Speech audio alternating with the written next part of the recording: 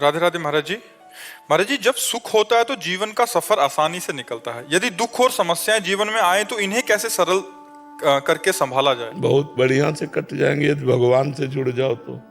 चित्त भगवान से जुड़ा हो तो दुख में भी बहुत बढ़िया, जैसे हमारा जीवन कट रहा है, दोनों किडनी फेल हैं, डायलिसिस होता है, लेकिन बड़ा आनंद है क्योंकि भगवान से जुड़े हैं तो बड़ा आनंद में जीवन चलता है। खूब अपनी दिनचर्या चल रही है और कष्ट के दिन बड़े आनंद से कट रहे हैं।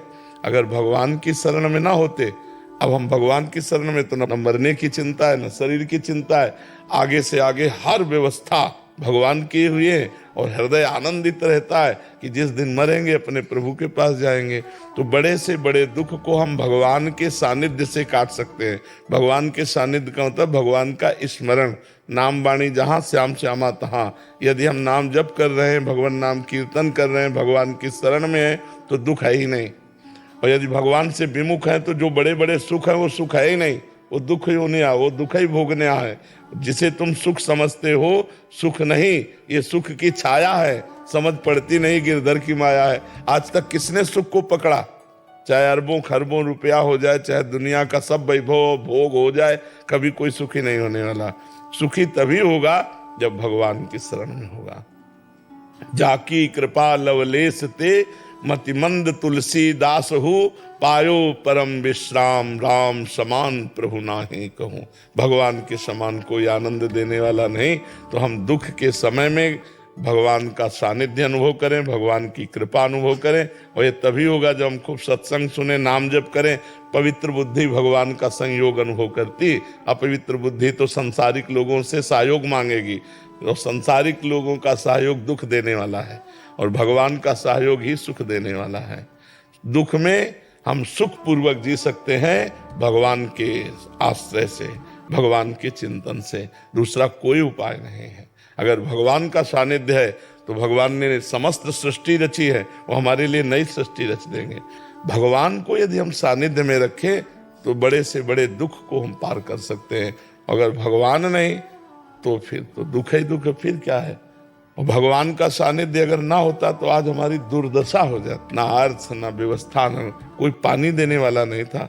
भगवान वही अनंत रूपों में, जैसे नहीं कि वही माता है, वही पिता है, तो इन सब संतों के रूप में वही भगवान आकर के हमें संभाले, वही हमारी सेवा। कैसे हम तुम्हें बताएं कि भगवान कितना प्यार करते हैं? उन्हीं के प्यार से प्यार है। नहीं तो हर दुख में, हर विपत्ति में हम बड़े आनंद से जी सकते हैं यदि हम भगवान का आश्रय लिए हो, भगवान का नाम जप कर रहे हो।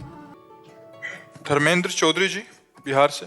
राधा वल्लभ श्री हरिवंश महाराज जी, आपके चरणों में कोटि कोटि प्रणाम। महाराज जी, अशुद्ध अंतःकरण के क्या लक्षण है? जो मन और इंद्रियों के द्वारा प्राकृतिक भोगों के भोगने के लिए अधर्म युक्त वृत्ति रखता है। मेहनत के द्वारा कमाए हुए धन को स्वीकार करके परिवार का पोषण करना एक पवित्र अंतःकरण का लक्षण है। घूस और अधर्म और हिंसा और चोरी के द्वारा प्राप्त हुए धन का ये अधर्मिक, जो अपवित्र अंतःकरण है, उसका लक्षण है। जो सत्य मार्ग पर चलना चाहता है, भगवान का स्मरण करना चाहता है, दूसरों को सुख देना चाहता है, वो पवित्र अंतःकरण है। जो अधर्म मार्ग में मनमानी आचरण में चलना चाहता है, जो दूसरों को दुख देता है, जो अपनी वासनाओं की पूर्ति के लिए केवल पागल है, वो अंतःकरण अपवित्र अंतःकरण है। अपवित्र अंतःकरण नरक, पवित्र अंतःकरण शुभ कार्य परायण स्वर्ग या ब्रह्मलोक तक। और जो भजन करता है भगवान का, वो भगवान को प्राप्त होता है। निरंतर नाम जप, निरंतर परोपकार की भावना से परमात्मा भाव में भरा हुआ, सब में भगवान है, वो परमात्मा को प्राप्त होता है। समझ पा रहे हो आप जी? महाराज जी, श्रद्धा विश्वास को दिन प्रतिदिन और दृढ़ बनाने के लिए साधक को क्या क्या करना चाहिए? भगवान से प्रार्थना करनी चाहिए कि हमारी श्रद्धा और हमारे विश्वास में कभी कमी ना आने पावे प्रभु। प्रधान बात तो भगवान से प्रार्थना कि हमको ऐसी सामर्थ्य दीजिए हे प्रभु कि कभी आप में अश्रद्धा न हो, कभी विश्वास मेरा डगमगाए नहीं। क्योंकि संसार के माया के ऐसे खेल हैं कि कभी कभी ऐसा लगने लगता है कि मैंने तो कुछ गलत किया नहीं, आपने मुझे दंड दे दिया। चूंकि पूर्व का हमको पता नहीं। कभी कभी हमारी श्रद्धा लड़खड़ा जाती है कि हम बहुत आपकी पूजा करते हैं, लेकिन हमारे पुत्र को छीन लिया, हमारी पत्नी को छीन लिया, हमारी संपत्ति को छीन लिया, ऐसी घटनाएं होती हैं। तो हे नाथ, हमारे में श्रद्धा और विश्वास की कमी न हो। और दूसरी बात, जब हम नाम जप करेंगे हमारा हृदय पवित्र होगा, तो पवित्र हृदय का लक्षण होता है श्रद्धा और विश्वास भगवान में। पवित्र हृदय भगवान के चरणों की तरफ भागता है, और अपवित्र हृदय माया की तरफ भागता है। दो ही है, भगवान और भगवान की माया। तो हम भगवान से प्रार्थना करें और नाम जप करें और संत महात्माओं के चरणों में प्रणति हो, उनको प्रणाम करें, तो उनकी कृपा दृष्टि से संत दरस जी में पातक तरह, संतों के संभाषण और दर्शन मात्र से हमारी श्रद्धा और विश्वास को बल मिलता है। अगर हम असंतों का संग करेंगे तो हमारी श्रद्धा और विश्वास क्षीण हो जाता है। अगर कुसंग हो जाए तो अंतःकरण मलिन होकर पवित्र हृदय वाला भी नरकगामी बन जाए। और अगर साधु संग हो जाए तो नरकगामी पुरुष भी परम धाम का स्थान, परम पद प्राप्त कर ले साधु संग से। जैसे चरणों के नीचे रहने वाली रज जब वायु का संस्पर्श पाती है तो ऊंचे ऊंचे स्थानों में जाकर के लग जाती है। गगन चढ़ई रज पवन प्रसंगा, और जब नीच प्रवाह करने वाले जल का संग करती है तो कीचड़ होकर नीचे मिल जाती है। तो कुसंग का त्याग और सत्संग का सेवन हमारे श्रद्धा और विश्वास को पुष्ट करता है और भगवान से प्रार्थना करता रहे। अनुपमा कुमारी जी। राधा वल्लभ श्री हरिवंश। महाराज जी, त्रिगुणातीत लोगों की क्या पहचान है? लोग नहीं होते वो, लोग तो त्रिगुण के अंतर्गत होते हैं। जो त्रिगुणातीत होते हैं उनको लोग नहीं कहते। त्रिगुणातीत महापुरुष की क्या पहचान होती है? उन्हें लोग कहना अपमानित करना है। लोग जन साधारण को बोला जाता है, नहीं बोला जाता। जो त्रिगुणातीत होते हैं उन्हें महापुरुष बोला जाता है, महाजन बोला जाता है। भगवान के समान वो हो जाते हैं त्रिगुणातीत, तो उनके सामने लोग नहीं लगाया जाता। हम अपने शब्दों का सुधार करें। महापुरुषों का क्या पहचान होती है? तो वो मान रहित होते हैं, वो मोह रहित होते हैं, उनके ऊपर किसी भी संग का प्रभाव नहीं पड़ता। वो निरंतर आत्मस्वरूप में स्थित रहते हैं, उनमें कोई कामना नहीं रहती। वो समस्त द्वंद्वों में समान भाव से रहते हैं, समस्त जगत को भगवान का स्वरूप देखते हैं और सुख दुख में समान भाव रखते हुए निरंतर परमात्मा में स्थित रहते हैं। ये त्रिगुणातीत महापुरुष का लक्षण है। इस श्लोक में निर्माण अमोहा जित संग दोषा अध्यात्म नित्या विनिवृत्त कामा द्वंद्व विमुक्ता सुख दुख संगई गच्छन्त मूढ़ा पदम अव्ययम तद। वो अव्यय पद का अधिकारी महापुरुष वही त्रिगुणातीत अव्यय पद जी। और जी, राधा तत्व को जानने की चाह कैसे उत्पन्न करें? श्री कृष्ण चरणों का आश्रय, श्री कृष्ण नाम जप, श्री कृष्ण की आराधना और श्रीमद् भागवत का गायन पाठ श्रवण, इससे पहले हम परिपक्व हों तब हमारी लाडली जू की तो लाल रंगीलो गाइए ताते प्रीति रंगीली पाइए। लालजू कृपा करें तब राधा तत्व की तरफ हम, क्योंकि राधा तत्व लालजू के हृदय का मूर्तिमान आह्लाद है, प्रेम है। जो मूर्तिमान श्री कृष्ण के हृदय का प्रेम है वही श्री किशोरी जी के रूप में सांद्रानंद घन प्रेम मूर्ति किशोरी। डायरेक्ट कोई किशोरी जी को नहीं प्राप्त कर सकता। लाल रंगीलो गाइए ताते प्रीति रंगीली पाइए और ललित रंगीली गाइए ताते प्रेम रंग रस पाइए। ये बात। अनिल कुमार जी। राधे राधे महाराज जी। महाराज जी, मन की स्थिरता कैसे होगी? नाम जप से। निरंतर नाम जप करने का अभ्यास करें। मन किसी वस्तु में जाएगा, किसी व्यक्ति में जाएगा, किसी स्थान में जाएगा। मन भूत की चिंतन में जाएगा, बीते हुए काल के चिंतन में, ये हुआ, या आगे भविष्य की कल्पना करके जाएगा। तो वर्तमान के समय को भूत और भविष्य की चिंता में नष्ट ना करें और जिस वस्तु व्यक्ति स्थान में हमारा मन जाए उसे हम बार बार हटाकर भगवान के नाम में लगावें। तो भगवान के नाम के प्रभाव से बार बार हटाकर नाम में लगाने के अभ्यास से एक दिन हमारा मन शांत और निर्मल हो जाएगा। अभ्यास योग युक्तेन चेतसा नान्यगामिना। अभ्यास जब ऐसा कर लिया जाता है तो फिर चित्त चंचल रहित हो जाता है, मन संकल्प विकल्प रहित हो जाता है। जब खूब नाम निरंतर जपने का अभ्यास और जहां जहां मन जाए वहां से हटा करके भगवान के नाम रूप में लगाना। सुमित जादौन जी। राधा कृष्ण जी। महाराज जी, राधे राधे। आपके चरणों में कोटि कोटि प्रणाम। महाराज जी, मेरा जन्म स्थान वृंदावन है, पर वर्तमान में मैं जर्मनी में कार्यरत हूँ। महाराज जी, कृपया मार्गदर्शन करें कि मैं अपने कार्य और जीवन के संतुलन को भगवत प्राप्ति में कैसे लगा पाऊं तथा इन दोनों के बीच में एक प्रकार का कैसे संतुलन बना पाऊं। जैसे आप अपने कार्य के लिए जा रहे हैं, आप राधा राधा रटते हुए जा रहे हैं, तो क्या परेशानी है? आप कार्य प्रारंभ किए, मन से भगवान को प्रणाम किया कि प्रभु अब इस संसार की कार्य रूपी पूजा में मैं जा रहा हूँ। 8 घंटे 10 घंटे जो भी कार्य कर रहे हैं, उस पूरे समय को भगवान को अर्पित कर दें। बीच बीच में राधा राधा स्मरण कर दें। फिर लौट रहे हैं तो भगवान का स्मरण करते हुए आ रहे हैं।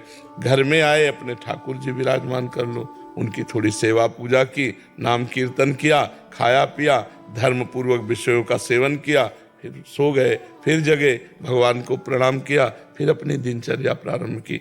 अपने को भगवान से जुड़ना है। अच्छा, कोई भी ऐसा काम नहीं कि 8-10 घंटा आप इतना रमे रहें कि स्मरण के लिए टाइम ना मिले। एक बार राधा कहने में क्या जाता है? अगर हम 10 मिनट में एक बार राधा बोल देते हैं, इतना बिजी काम तो नहीं है, नहीं? हाँ, तो हम 10 मिनट में एक बार राधा बोल दें और 8-10 घंटा जो काम किया वो भगवान को कि हे सच्चिदानंदमय श्री कृष्ण, हे प्रभु, ये जो 10 घंटे हमने सांसारिक कार्य किया, ये आपको समर्पित करते हैं। तो कर्म समर्पण और निरंतर भगवान के चिंतन से आवागमन चक्र नष्ट हो जाता है। चित्त का निरंतर भगवान के चिंतन में रहना और समस्त कर्म भगवान को समर्पित कर देना, इस संसार से मुक्त होने का परम साधन है। तो गृहस्थी में संसार के कार्य करते, हाँ ये है कि आहार विहार ठीक होना चाहिए। जैसे जर्मनी में हो, अब यदि मांस वांस पाओगे तो फिर है नहीं, गोपाल जी का भोग लगता है, फिर हम हाँ बहुत सुंदर, तो बढ़िया है, फिर बहुत बढ़िया है। फिर दिनेश यादव जी इटावा से। महाराज जी राधे राधे।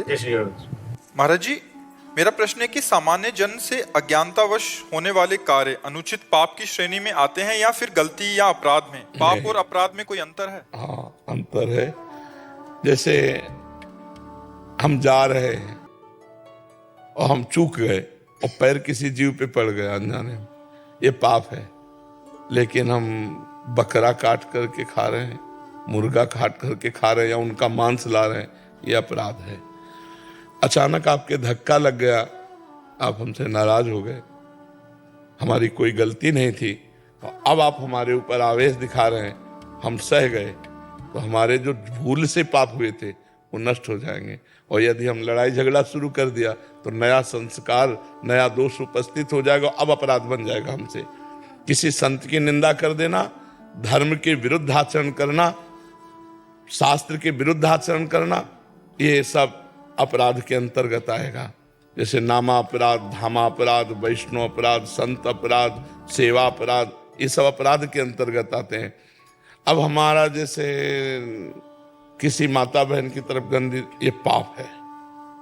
शराब पीना पाप है, जुआ खेलना पाप है, हिंसावृत्ति, ये सब।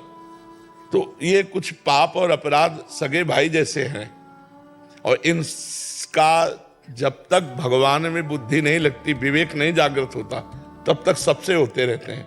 कोई ऐसा नहीं कि एक व्यक्ति ही कोई पापी है या अपराधी है, हम सब हैं, छोटे बड़े। जब तक भगवान में चित्त नहीं लगेगा तब तक मनमानी आचरण बनेंगे, मनमानी आचरण बनेंगे तो कुछ पाप होंगे, कुछ अपराध होंगे। इसीलिए हमें चित्त को भगवान में जरूर लगाना चाहिए। बिना भगवान के हम निरपराध नहीं रह सकते। कुछ अपराध प्रकट में हो जाएंगे और खुल जाएंगे तो कानून सजा दे देगा, तो आप पवित्र हो जाएंगे। और जिन अपराधों की कानून ने सजा नहीं की, उनकी सजा भगवान की तरफ से होगी। फिर ऐसी जगह फंसोगे जहां अपराध नहीं किया लेकिन दंड मिलेगा। आपको फंसा दिया गया, आप कहते हो पक्का कसम से कहते मैंने नहीं किया, माना आपने नहीं किया, लेकिन आपने वो कर्म किए हैं जिनका दंड नहीं मिला, तो आपको निरपराध अवस्था में भी वो अपराध आपको दंड दिला देगा, क्योंकि वो पूर्व का गुप्त अपराध है और आपको दंड मिलेगा, यद्यपि आप निरपराधी है। एक केस में जिसमें फंसे उसमें निरपराध है, लेकिन आपके ऐसे केस पड़े हुए हैं जिनका कानून के द्वारा दंड नहीं मिला और आपने प्रायश्चित नहीं भोगा, तो वो आपको कहीं ना कहीं फंसा देंगे, कहीं ना कहीं आपको दंड दे देंगे। इसलिए जल्दी से जल्दी प्रायश्चित कर लेना चाहिए। भगवान का नाम कीर्तन सब पापों को नष्ट करता है। रोज आधा घंटा 1 घंटा ताली बजाकर अपने घरे में कीर्तन करो। नाम संकीर्तनम यस्य सर्व पाप प्रणाशनम, समस्त पापों का नाश कर देता है। नाम जप, नाम कीर्तन समस्त अपराध और पापों का ये नाश कर देता है। जल्दी से जल्दी कर लेना चाहिए, नहीं वो दंड देने वाला बन जाएगा, फिर मिटाना मुश्किल है। जैसे हम भजन मार्ग में बचपन से लगे, लेकिन पूर्व जन्म का पाप कर्म दंड देने को उदय हुआ, तो माँ के गर्भ से ही किडनी, पॉलिसिस्ट किडनी, जो माँ के गर्भ से वंशानुगत आती, आ गई, अब भोगना पड़ रहा है। पाप को जल्दी से जल्दी नष्ट कर दे, नहीं अगर वो आ गया तो फिर भोगना पड़ेगा। प्रारब्ध बनकर जब आ गया तो फिर भोगना पड़ेगा। इसलिए नाम जप करो, नाम कीर्तन करो। और इतना तो हमें लगता है सबको पता कि ये नहीं करना चाहिए, क्योंकि अंदर में भगवान बैठे बता देते हैं सबको, नहीं बता देते। जैसे आप गलत करना चाहो तो अंदर आता है, यार ये गलत है, ये नहीं करना चाहिए, पर हम वो बात मानते नहीं है। अगर वो अंदर के गुरु की बात मान ले तो हमसे पाप ही ना हो। कुछ भी सोचो गलत होगा तो तुरंत उत्तर अंदर आएगा कि ये ठीक नहीं है, तुम गलत सोच रहे हो। लेकिन हम वो बात मानते नहीं, कर बैठते हैं, फिर हमें भोगना पड़ता है। हरि स्वरूप दास जी, स्वामी नारायण आश्रम, गुजरात। राधे राधे महाराज जी। महाराज जी, साधु संत को प्रमुख जीवन उद्देश्य क्या होना चाहिए? संयम, परमात्मा प्राप्ति। संयम इसलिए पहले रखा कि परमात्मा प्राप्ति की लालसा और परमात्मा प्राप्ति तभी होती है जब सदाचार परायण जीवन हो। अगर अपवित्र जीवन है, मनमानी जीवन है, तो परमात्मा प्राप्ति का लक्ष्य हो ही नहीं सकता। परमात्मा प्राप्ति का लक्ष्य की जो पूर्ति होती है वो संयम और सदाचारी को होती है, जो अपनी इंद्रियों को, अपने मन को भोगों से बार बार हटाकर प्रभु में लगाता है और अपने चरित्र को पावन रखता है, अपने विचार पावन रखता है। एक क्षण भी कभी परमात्मा से विलग चिंतन नहीं करता है, वही साधु परमात्मा प्राप्ति के योग्य है। शांति, अपने प्रति किए हुए तिरस्कार, अपमान को शांति पूर्वक सह जाना और उसके प्रति मंगल भावना करना। जो हमारे निंदा कर रहा है, जो हमारा अपमान कर रहा है, जो हमारा तिरस्कार कर रहा है। अव्यर्थ कालत्वम, एक क्षण भी परमात्मा चिंतन से विलग समय नहीं जाना चाहिए। विरक्ति, लोक परलोक के समस्त भोगों से वैराग्यवान हो। ये साधु की महिमा, जहां भगवत प्राप्ति की योग्यता आती है। शांति, अव्यर्थ कालत्वम, विरक्ति और मान शून्यता, तनिक भी मान प्राप्ति की चाह न हो। सब ही मानप्रद और आप अमानी, सबको मान दे, स्वयं अमानी रहे। आशा बंधा, ये दृढ़ आशा इसी जन्म में भगवान की प्राप्ति होगी। समुत्कंठा, नाम गाने सदा रुचि, उत्साह के सहित भगवान के नाम चिंतन में, नाम सुमिरन में, नाम कीर्तन में, बिल्कुल ऐसा कि जैसे अमृत मिल गया हो, जैसे प्यासे को पानी मिल गया हो, ऐसे प्यास बुझाने के लिए जन्म जन्म की वो नाम जप कर रहा है, एक एक नाम का स्वाद ले रहा है। समुत्कंठा, उत्साह के सहित कीर्तन कर रहा है, नाच रहा है, गा रहा है।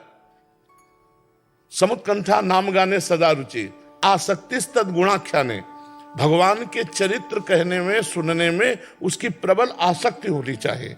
जैसे अफीमची का अफीम में आसक्ति होती है, नशेबाज का अपने नशे में, तो आशा वसन व्यसन याति नहीं, रघुपति चरित्र होए ता सुनहि। भगवान के चरित्र सुनने के लिए हमारे कान लालायित रहे, हमारी जिह्वा भगवान की चर्चा करने के लिए व्याकुल रहे। आसक्तिस्तद गुणाख्याने और प्रीतिस्तद वसति स्थले, जहाँ हमारे आराध्य देव की लीला स्थली है वहाँ हमारी आसक्ति होनी चाहिए, वहाँ प्रीति होनी चाहिए। अगर ये लक्षण है तो निश्चित हमारे अंदर भगवत प्राप्ति की योग्यता आ जाएगी। शांति, अव्यर्थ कालत्व, विरक्ति, मान शून्यता, आशाबंधा, समुत्कंठा, नाम गाने सदा रुचि, आसक्तिस्तद गुणाख्याने, प्रीतिस्तद वसति स्थले इत्यादि भावांकुरे जनाः, उसके हृदय में प्रेम का अंकुरण हो जाएगा और प्रेम से प्रकट होए में जाना। प्रेम आ गया तो भगवत प्राप्ति हो गई। ये साधुता के लक्षण है।